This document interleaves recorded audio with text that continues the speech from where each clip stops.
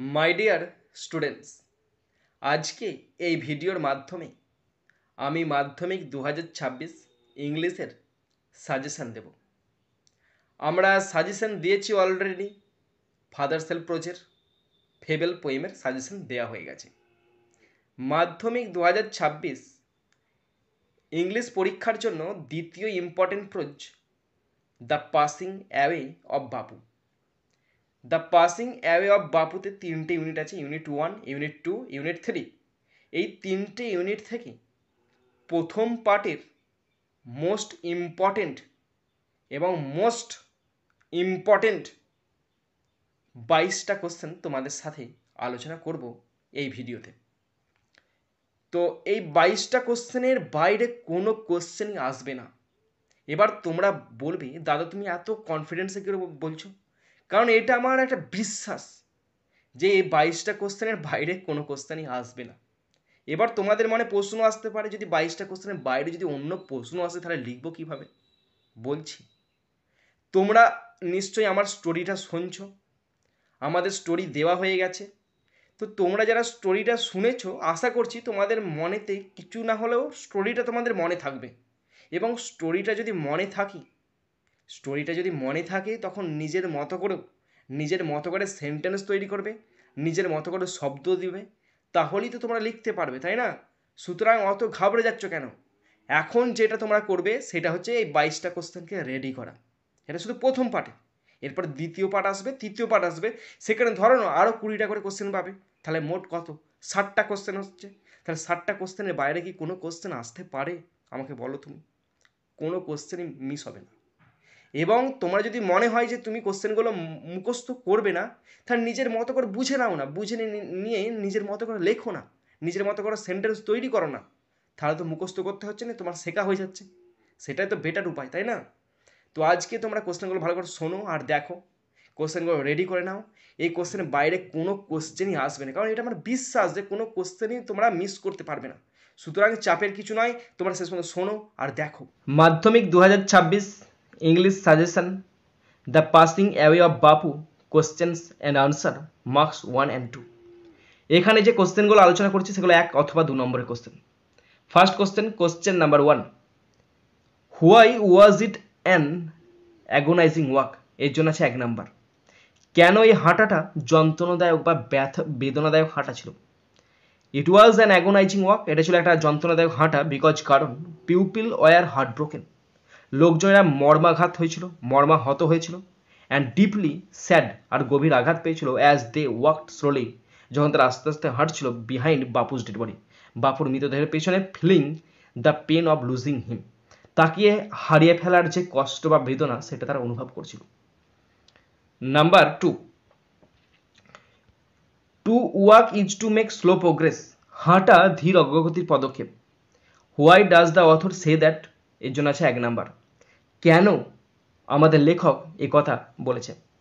The author Sage this, author মানে লেখক এই কথা বলেছে বিকজ কারণ বাপু বিলিভ দ্যাট, কারণ বাপু বিশ্বাস করতেন ওয়াকিং স্লোলি, ধীর হাঁটা, হেল্প সাহায্য করে পিউপিল, লোকজনদেরকে, থিঙ্ক ডিপলি, গভীরভাবে ভাবতে সাহায্য করে, স্টে ক্লোজ টু আদার্স, অন্যদের সঙ্গে কাছে থাকতে সাহায্য করে এই জিনিসটা, অ্যান্ড আন্ডারস্ট্যান্ড লাইফ বেটার, এবং জীবনকে আরও ভালোভাবে বুঝতে সাহায্য করে। Next number 3, why was it impossible to move? 1 number question, কেন এগিয়ে চলা অসম্ভব ছিল? আনসার দেখো, it was impossible to move, এটা এগিয়ে চলা অসম্ভব ছিল বিকজ কারণ there was the thick crowd, কারণ ভিড় প্রচণ্ড ছিল। Next number 4, what did the narrator mean by I felt at sea? এর জন্য আছে 2 নম্বর। কেন লেখিকা বলেছে আমি বিভ্রান্ত অনুভব করছি?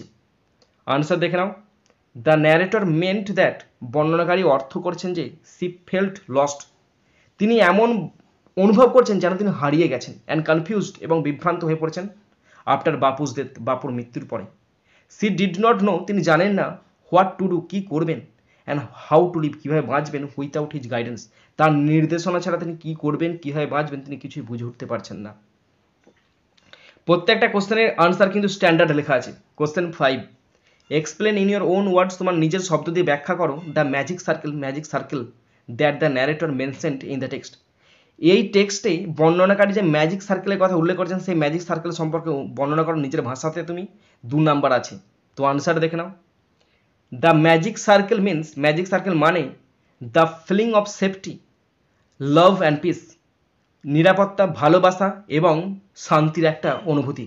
দ্যাট সি ফেল, যেটা সে অনুভব করেছিল when Bapu was with her, যখন বাপু তার সঙ্গে ছিল।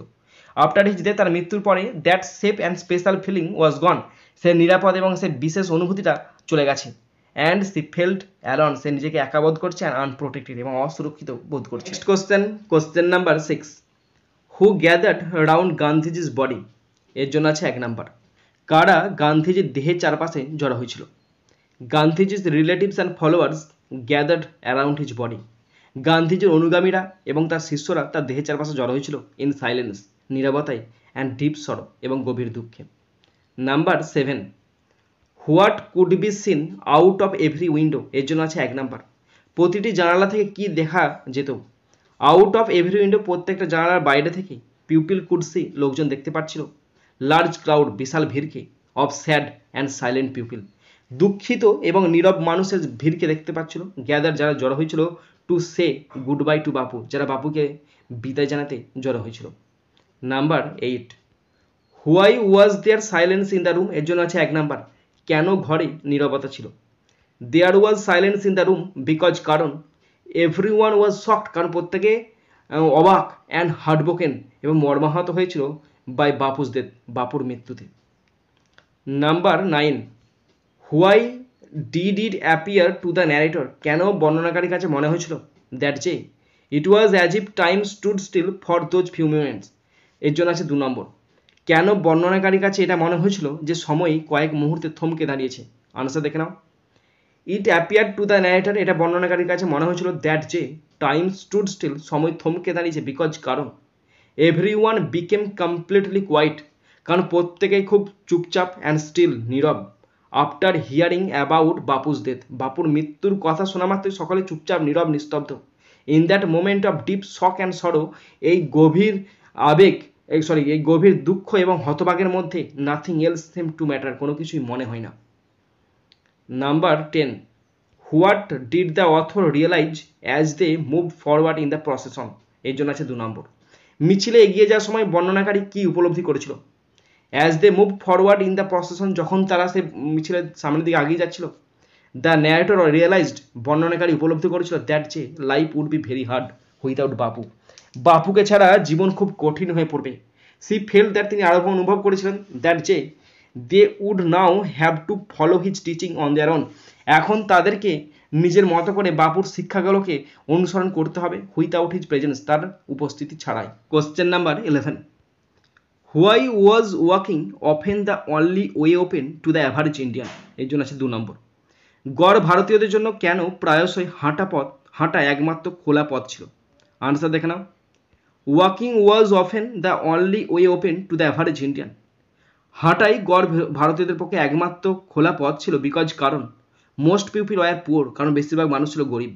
And could not afford cars or other transport, তারা কোনো রকম গাড়ি বা অন্য কোনো যানবাহনের ব্যবস্থা করতে পারেনি। And it requires only energy, এবং এর জন্য মানে হাঁটার জন্য প্রয়োজন শুধুমাত্র শক্তি।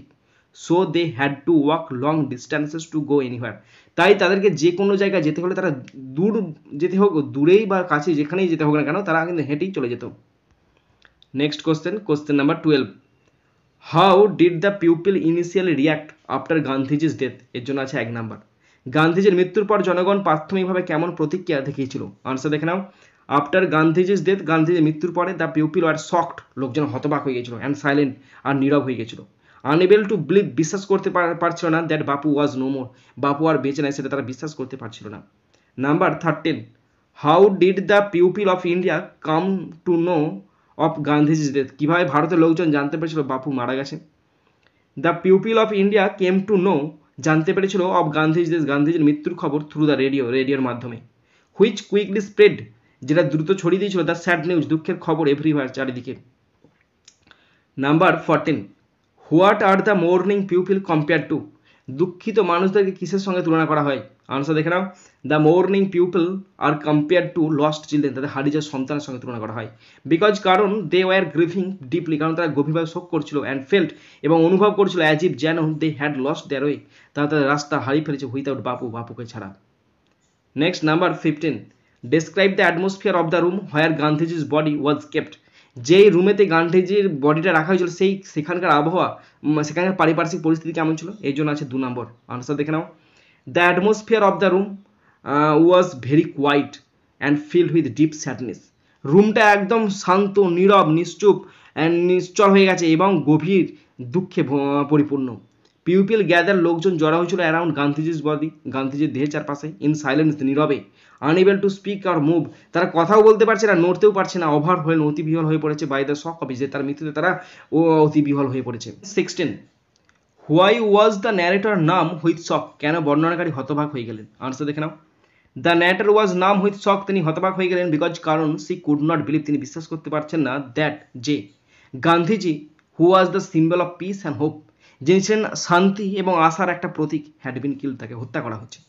দ্য সাডেননেস অফ হিজ ডেথ, তার মৃত্যু যে হঠাৎ করে তার মৃত্যুটা, লেফট হার ফিলিং ফ্রোজেন, তাকে মনে হচ্ছে তার থমকে দিয়েছে, অ্যান্ড আনএবল টু রিয়াক্ট, এবং সে রিয়াক্ট করতে পারছে না।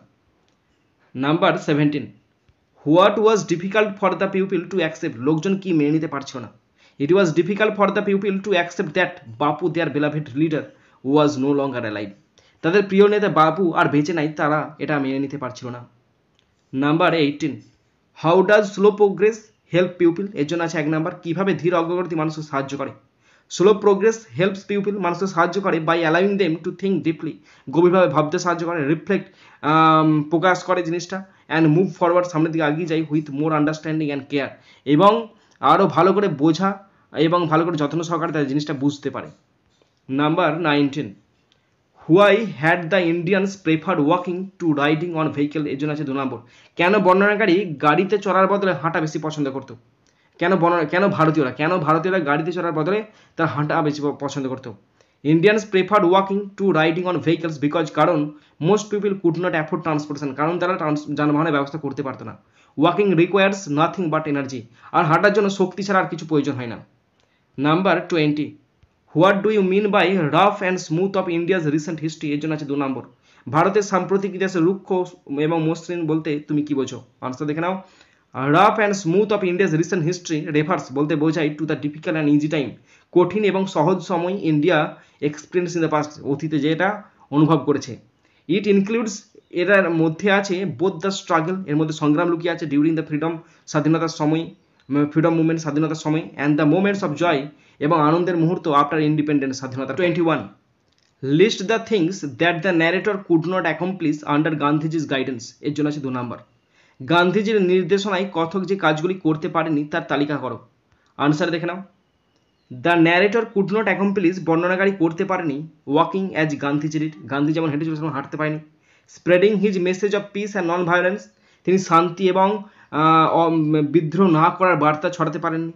C also could not continue his work, তিনি আরও কাজ করতে পারেনি, অফ ক্রিয়েটিং ইউনিটি, মানুষ অ্যামাং পিপল, মানুষের মধ্যে একতা তৈরি করতে পারেনি, and fulfilling his vision of A free and non violent India, এবং গান্ধীজির যে স্বপ্ন ছিল মুক্ত এবং নন ভায়োলেন্ট ইন্ডিয়া, সেই ইন্ডিয়া গড়ার পেছনে তিনি তার স্বপ্নটা পূরণ করতে পারেননি। Next and last question, question 22, why did Gandhiji's followers who were on the train stop shedding tears, এর জন্য আছে 2 নম্বর, ট্রেনে থাকা গান্ধীজির অনুগামীরা কেন কান্না বন্ধ করে দিল? Gandhiji's followers who were on the train stop shedding tears, কান্না বন্ধ করে দিয়েছিল বিকজ কারণ they could feel Gandhiji presence, কারণ তারা গান্ধীজির উপস্থিতি অনুভব করতে পারছিল।